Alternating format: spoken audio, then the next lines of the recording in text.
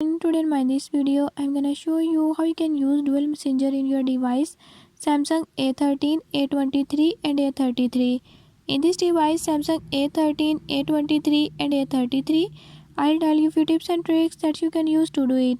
Before I start, if you are new to my channel, don't forget to subscribe and press bell icon.